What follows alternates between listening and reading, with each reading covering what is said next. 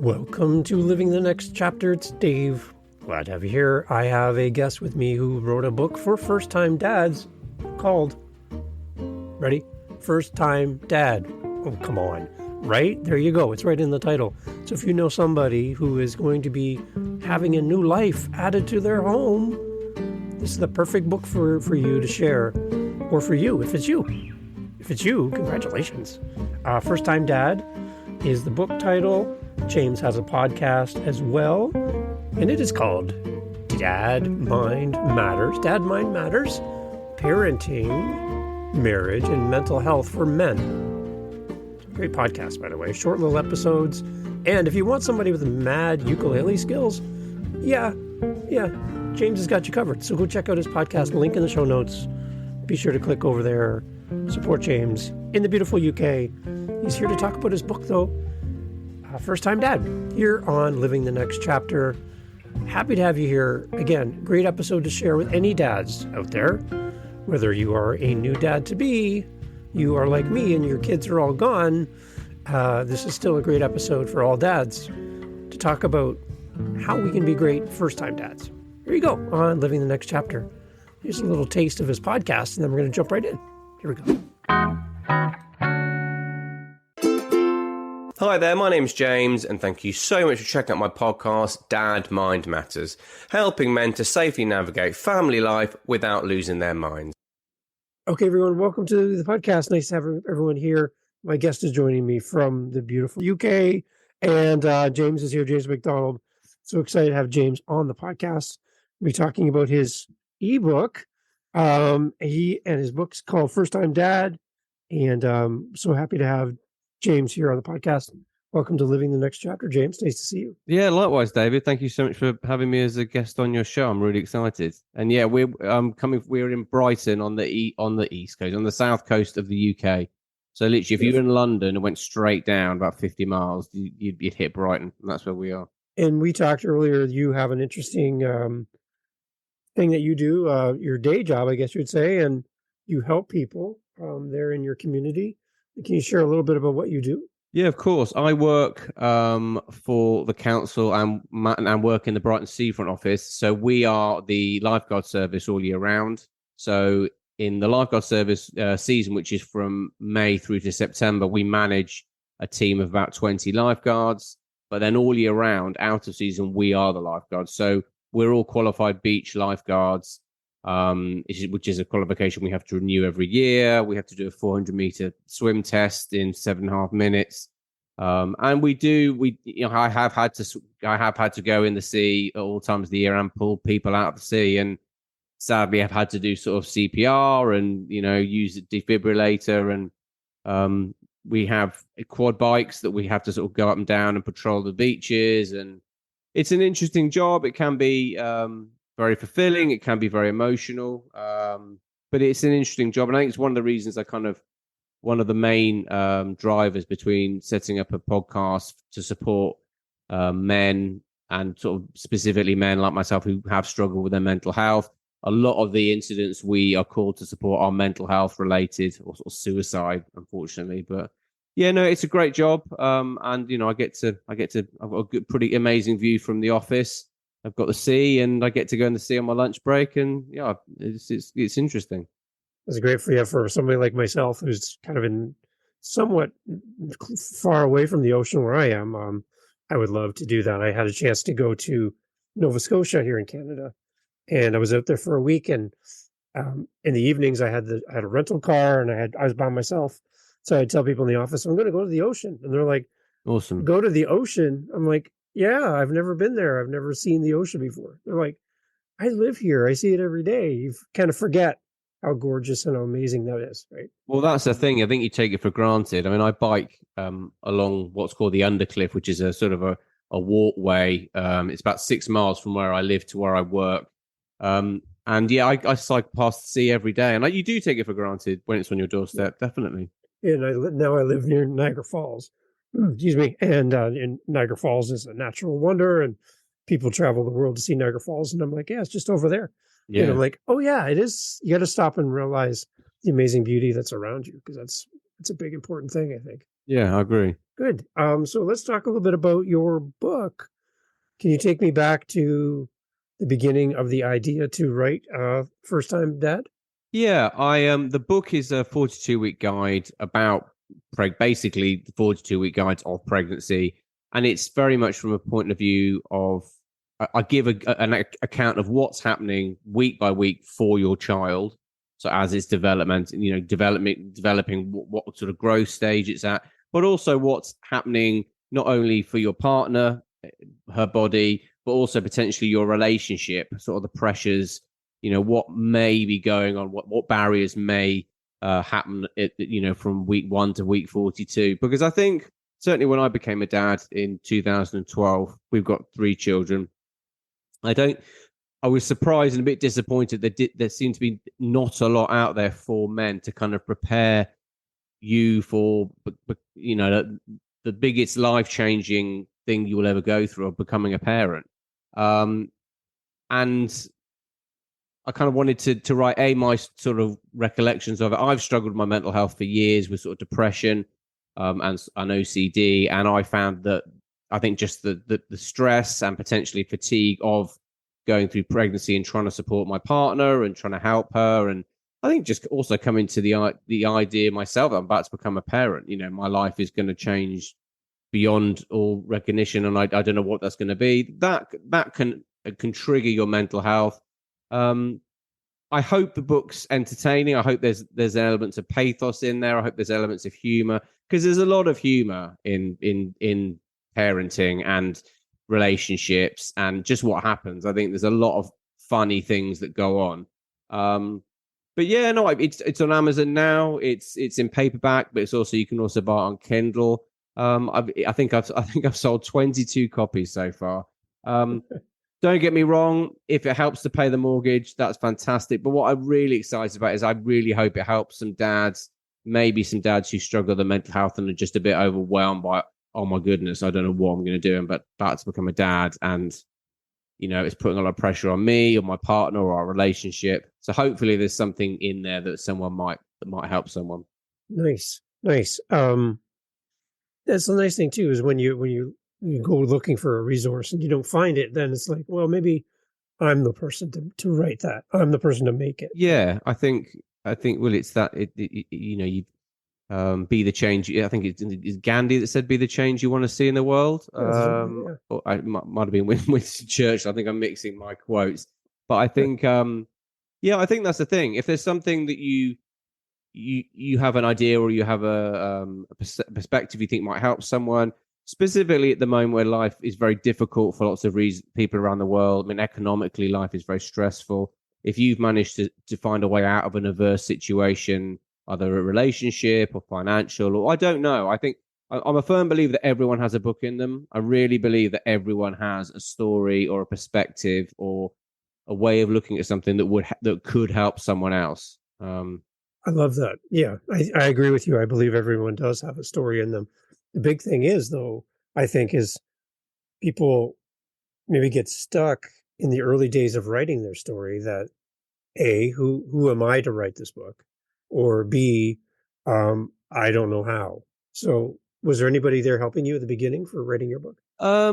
No, but what you've just said does resonate. I think everyone has an imposter syndrome when they start something. I just think that's natural, whether it's a podcast or a YouTube channel or a new job. I think to be honest with you, I think if you don't have an imposter syndrome, that's dangerous. I think if you don't have self-doubt, and therefore, I think self-doubt can give you that drive and that motivation to think, I've really got to try this. But I think I'd rather have an element of imposter syndrome than delusion. I think if you're writing something, I'm amazing, this is brilliant, then I think you're going to struggle.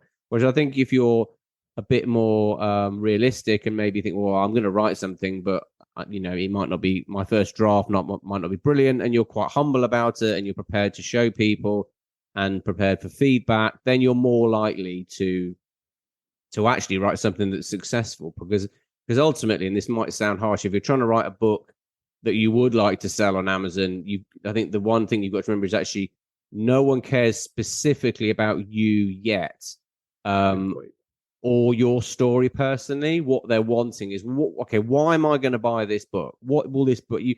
And I think a good book takes someone from A to B, teaches them something, but does it in an entertaining way. So it's not like you were at school and you're reading books and this feels like school. A good book, you should come out feeling like you've been on the journey with the author and you've learned something really important that they learned through the story. And I think certainly becoming a parent helped me to trust my own ability a bit, which I think if you've anyone out there who struggles with mental health or has OCD or intrusive thoughts, trusting yourself is a very big problem, whether it's checking doors or just doubting yourself or having intrusive thoughts. So for me, doubting my own ability is quite a strong theme in my life naturally.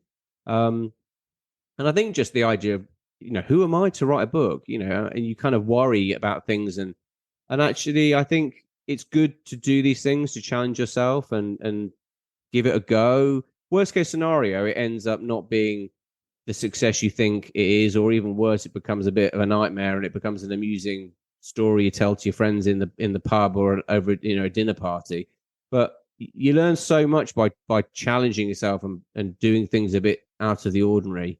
But I think anyone can write a book. It's like anything. Anyone can write a book. Anyone can start a podcast. Anyone can set up a YouTube channel. Right. You just have to start. That's the hardest thing. And my advice to anyone who's starting would be just start, but maybe don't tell anyone, because I think like when you plant, you're planting a very precious seed. If you get too many opinions, maybe from people who don't know why you're doing it or enough about it, enough, opinions of people who may be intimidated by your drive of wanting to do something differently might kill the idea. My advice would be do something kind of under the radar, and actually to the point where you're enjoying it so much, or it's starting to get its own momentum. And that's not, that could be anything. That can be, because it's hard when you're trying to do things creatively on your own, like podcasting, or because it's not everyone can do it. Everyone's got an opinion on it, but not everyone can do it. And ultimately, all I did was get up, early when the kids that were family were asleep, and I wrote for 20 minutes every day for about 3 or 4 months, which some days I did longer than 20 minutes. Some days I did less. You have to be versatile, but I just stuck to it. And after a couple of weeks, it started to become interesting enough for me to want to get up and do it. It didn't feel like school. I was telling a story and reliving the story of the first time, becoming a parent for the first time. You kind of need to get to that point. I think, anyway, it just helps. And so you not only have the book, but you have your podcast. And what I love on your podcast is you have a link to your book, which is kind of nice for your listeners. They can actually access the book. That's very kind of you. Talk about your podcast and the connection between your podcast and your book. So my podcast is called Dad Mind Matters, and it's trying to help men safely navigate family life without losing their minds. So I think family life is hard.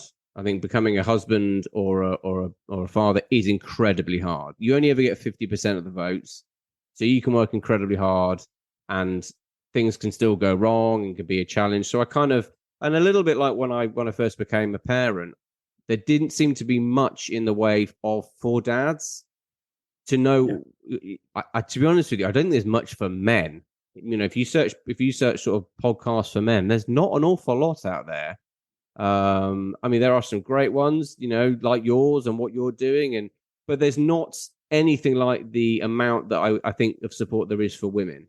Right. And granted, women are going through the physical changes. They are growing a child. So yes, they are doing the lion's share of the work, but the change for a man becoming a parent, you become something, the minute that child is out, you become something very different.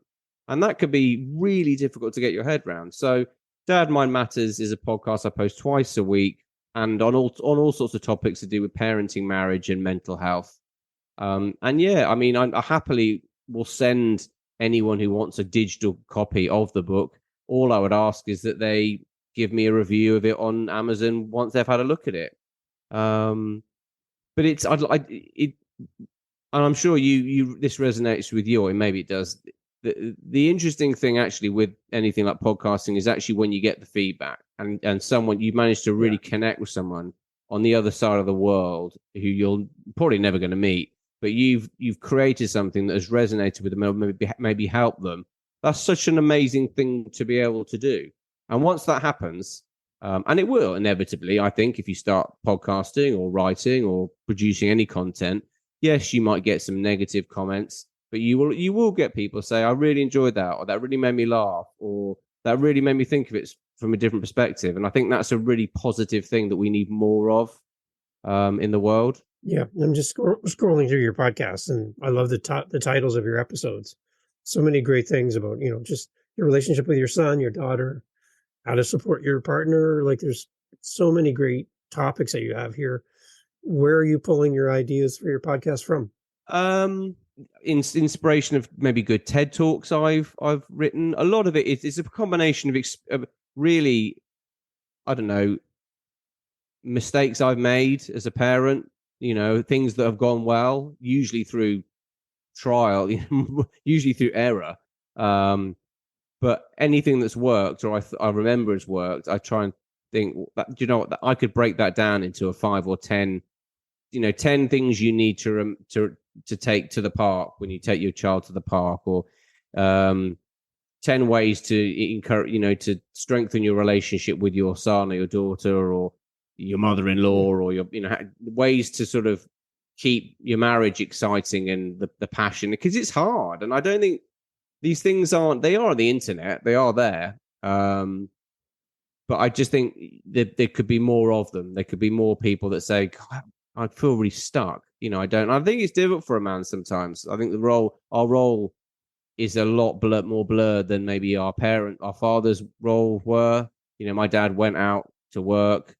And he used to joke with my mum that I think he changed one of the three of me, my brother and sister's nappies. My role isn't like that. It's more 50-50. Yeah. My wife works full time, I work full time, but we both do an equal share of the housework and the childcare. And actually, I love that, but I don't think you're as prepared, because I don't think a man will naturally have the same physical link potentially with your child, because the mother-child bond is naturally potentially going to be much stronger. So let's talk to the dad that's going to be a new dad, maybe coming up this week. James, what do we say to them? Because I feel the same way you did. Just a lack of preparation and a lack of resources out there for us as new dads. What would you say to them as they prepare to make that transition from being, maybe they were a single guy just doing life on their own with no responsibilities except for themselves. Then you go into a relationship and you have that kind of commitment to where you're supporting another person as your partner and spouse. But now there's a new life coming into your world, and you're going to be a father for the rest of your life at that moment. How do we prepare for that? I think the one thing that trumps, and it's said so often that it's a bit of a cliched soundbite, but I think the one thing that a resource you can't have enough of is kindness, and that is as much about being kind to yourself as it is other. Everyone's going to do parenting differently, and to an extent, every child is unique. So every child will need a different type of support, parenting support. You will make a load of mistakes, but it's really important that you don't beat yourself up about it. And instead of thinking, I'm not doing well at this every time something goes wrong, or just say, okay, I've just found a way. I've just found a way not to do it again. And just try and find, there is a lot of humor in parenting. There's a lot of, and I think if you can keep your sense of humor and be really kind to your partner, and just remember that whatever you're doing is your best, even if to other people it might not look that good or might not look as good. It's your best. Everyone's doing their best. Certainly when it comes to, I think certainly comes to your children, naturally you can't help but do your best. You can be terrible in other areas of your life, but the one thing I think that when it comes to children, you just love these children that you create. They can absolutely infuriate you, and push your buttons and be, more frustrating and challenging than anything else you'll ever do in your life. But you also will do anything for them. You'll lie down the road for them. You'll do, obviously not literally, but you know what I mean. You do anything for your children, which is a very liberating feeling. Because until I became a parent, I don't think I really understood the concept of unconditional love. I think that's when you actually believe, oh my good, I adore this little person in my life, and I just want to. And I think that's becoming a dad's given me a lot of drive, and I think maybe a lot of courage that I didn't have to do things like set up a podcast and write a book, because you'll always be much braver for your children than you are for yourself, I think. And often, sometimes, whenever I felt nervous about trying anything new, I kind of think, well, hang on. You need to do this for them. You need to do this because you're creating a roadmap. This needs to be an example of when they're challenging in life and they're thinking, I'm stuck, I don't know what to do. You think, well, actually, I remember Dad, writing 10 awful books, and then number 11 wasn't bad, number 12 was all right. I think you need to show that resilience. And instead of and just kind of say, look, I'm enjoying it. It's fun. It's fun learning, because I think there's a danger that when you finish school or you get into your 30s or 40s, you think, I'm done with learning. And I don't think you are. Yeah. I think you learn. I mean, I'm sure you can relate. What you learn when you set up a podcast, just the editing and just the physical understanding of the components of. It's interesting, and it's like once you start, it's like, this is amazing, and you get some feedback on it. So yeah, sorry, I gave you an incredibly long-winded answer. No, I like it. My answer. One thing that. Go on. Yeah, go ahead. No, I was just going to say, my advice to anyone about to become a parent is just be kind to yourself. Don't take too much interest in what other people are doing. It's not relevant. Certainly on social media, everyone's hiding behind. The people who look like they've got the perfect family. It's probably very, very cherry picked and filtered. Real life is hard, but it's wonderful, and just throw yourself into it, and just keep your sense of humor, and just be really kind to yourself and to your partner, and you'll be fine. That's all you need. Yeah. I think somebody told me when my firstborn was born, that in that moment you'll realize that forever your heart will beat outside of you in your child. Yeah, it's kind of like a piece of you has now left you. Yeah, that's and nice. exists now in the world. And so for me, I'm an empty nester with my wife. So my 3 kids are gone on and doing their thing. So my heart is beating somewhere today. I don't know what they're up to or where they're at, or did they have lunch? Are they working? Are they healthy? I haven't talked to them today yet. So my heart is beating outside of me somewhere today, doing something. And that's a weird feeling to have a little piece of you, right, to do that. So yeah, I bet it is. That's nice. I mean, it's a lovely metaphor. Yeah. Or metaphor, I don't know. It's a lovely example of what you and I think you're right. I think once you're a parent, right, you're always going to be a parent, even when they've left the home. I imagine in some ways it's even more worrying, because you're like, are they okay? Are they working? Are they happy? Are they, at least when they're in the house, right, you have an element of control. You can make, I know they're eating because I've fed them some food. Yeah, exactly. But the one thing I love too as a parent is when you get feedback about your kids from an outside source, whether that's a parent, a teacher, somebody in the community. Wow, you're a great kid. You're amazing. You're well thought. You're thoughtful. You're kind. You're gentle. Those are all the lessons you pour into your kids early on as a parent. And then to see that come out when they're away from home and other people noticing it, that's, for me, that's a big thing for me. I love when people recognize that. Yeah, I think you're right. And actually, the things I want for my children to be, obviously, I want them to have happy, successful lives, but I'd like them to be kind people. That would be that's important to me. And I think I would put that as a quality far beyond sort of financial success. Because I think actually, if you're kind to people and you're positive and you've got a good work ethic, I don't really think you can go far wrong. And actually, those would probably be the things I'd rather hear someone go, "Oh, your son's doing well. I just saw him in a brand new Bugatti or something." I wouldn't be that interested. Whereas if he said, "Oh, your son's helping out at a soup kitchen," I'd be like, "Do you know what? Some of the things I did along the way worked. He picked up some of the right stuff, and that's good."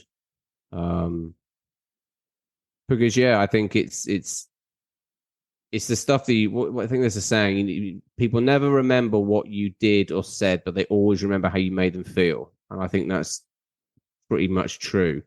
You think about, people who've come and gone in your life. They either made you feel good or they made you feel bad. And we have such a massive opportunity the minute you step out the front door to either be, the light at the end of the tunnel or part of the problem. Right.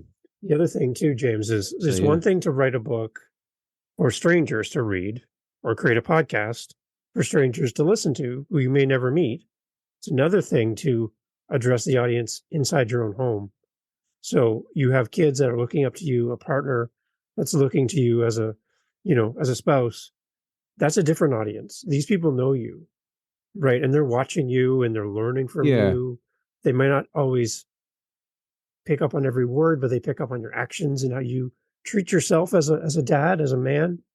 Talk a little bit about the importance of demonstrating being a father and a good caring man within your home to your kids and to your partner. How important is that to you as this audience is watching? Yeah, it's vital. I mean, I think it would be. I don't want to look back and regret any of the things. I don't want them to be because there'll be a time when my influence. I imagine the older they get, the more my influence diminishes. A 13-year-old is not going to care as much about what I think, in my opinion, as a 9-year-old. It's just the older they get, the more they become their own people, and the more they are they're going to be influenced by other people, and they're going to look to other people. So it's really important. While I've got the time and I can influence them in a positive way, it's really important. I do that. So James, before we go again, who is this book going to benefit? Who should buy the book? Who should gift the book to somebody? Give us some direction about who the best reader is for this book. I think this book has been read by. I think this book would be great for someone who's about to become a parent, whether that be a father or a mother. I also think actually someone who's been through the process would get something from this book, because I think you might look back and remember. I mean, me and my wife, as I was writing this, she said, having read it, there was loads of stuff in there that she completely forgot about, and it was cathartic and it was amusing. And so I think, first time dad, it's for a first time dad, particularly someone who may be worried about how it might negatively impact their mental health. Great. See, I love that. Okay, so James, where's the best place to find the book then? And also, where's the best place to contact you beyond the podcast that you have, Dad Mind Matters? Where's the best place to reach out to you and have a conversation with you? They can find the book on Amazon. If you put First Time Dad into Amazon, it will come up as First Time Dad by James Macdonald. To contact me, you can contact me via my email, which is mydadmissions@gmail.com. Or if you put Dad Mind Matters, it's on Apple Podcasts or Spotify. You can contact me there. James, thank you so much for making time to be on the podcast and share about your book. It's exciting. It's been brilliant. Thank you so much for having me as a guest. It's great. And we have a new podcast to listen to, everyone. Go and check out Dad Mind Matters. I've been listening. I love it. Bite-sized pieces. They're not long episodes. You get in, you'll love it. And I know you're going to enjoy being a part of James's community. James, thank you so much for being part of the show. Really glad to have you here. You're welcome. Thanks, David.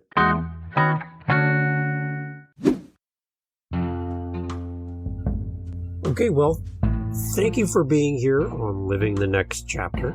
I hope you enjoyed this episode. We enjoyed having you here on the podcast. Our authors are amazing. I hope you appreciate their time, their effort to make this possible. if you know an author, if you want to recommend an author, that's a good idea. Hey, if there's an author that you really would love to hear about or hear from, if you tell me, if you send me a message, you speak pipe on our website, livingthenextchapter.com, send me an email, go over to livingthenextchapter.com, send us a message. We will forward your message to that author and say, listen, you are being requested to be on Living the Next Chapter. Our audience can't wait to hear from you. You can help shape the show. Yeah, you. You could do that right now, actually. You got a minute, right? Okay, how about you do that? livingthenextchapter.com. I'll see you over there. Recommend an author. Yeah. See you. Thanks.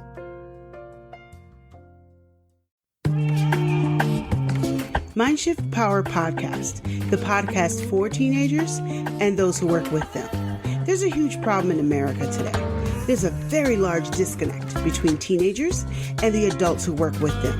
I'm looking to bridge that gap with real, raw, honest conversation, not held back by the chains of political correctness. You cannot solve a problem you do not understand. Want to understand teenagers today? Listen to this podcast. This podcast is for teens in the U.S. and Canada. To learn more, go to fatimabay.com/podcast or just look for Mindshift Power Podcast on any listening platform. I look forward to you being a faithful listener.